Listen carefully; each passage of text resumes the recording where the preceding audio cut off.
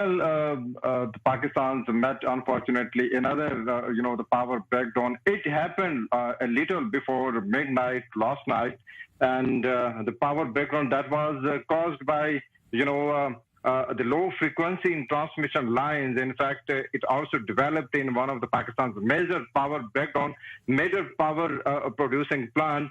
And within a second, the 220 million people and the majority of the homes are plunged into darkness.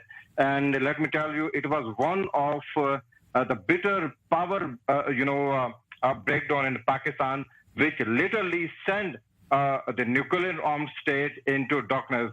Until now, the major, the major part of country, the electricity has been restored. But I just spoke to the energy minister a few minutes ago, and he confirmed that still the countryside has some problem in restoration of the power, but still the teams are vigorously trying to restore electricity in the villages and towns of Pakistan. So it was one of the most bitter and most longest power breakdown in nuclear armed Muslim state, Pakistan, I mean. You mentioned that a nuclear armed state here now left a question that what long-term effects may be felt there in Pakistan from this, or at least damage to critical infrastructure. I know that much of the country is not dependent, perhaps, as you could say, on the shaky national grid, but is there concern for the national critical infrastructure? Definitely, you have raised a valid point, a very good question, and indeed.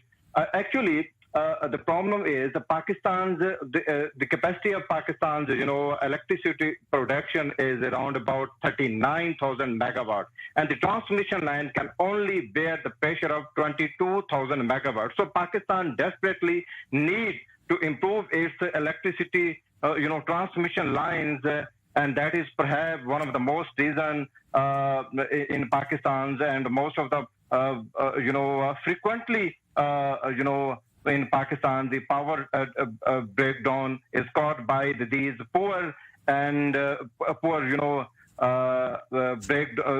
transmission system. So this is what we have seen last night as well. So Pakistan needs to improve its power distribution system. But what I can tell you is this power breakdown, the bitterly disrupted the internet connectivity, the power pump, the power, the water supply was, disrupted, and all of a sudden, the rumors have been, circulating in Pakistan last night that perhaps there might be an attack from Indian side. That is perhaps the Pakistani side has to, deliberately cut power supply. Thus, the rumors have been circulating across Pakistan, but glad that after 16 hours, the electricity has been restored in urban areas, but still the towns and the village and the countryside are still facing the hardship.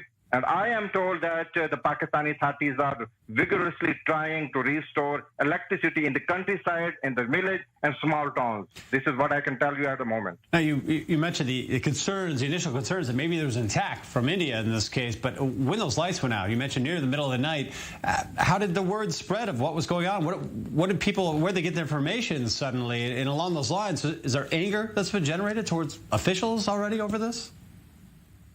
Well, there was a communication gap between the government, between the departments, and the people were, not informed on time about the breakdown. And this is what made all of these things out of the atmosphere fishy, because the people were putting into dark, people were plunged into darkness, and nobody was there on the government side to tell them that we have a power breakdown or what caused the outage as well.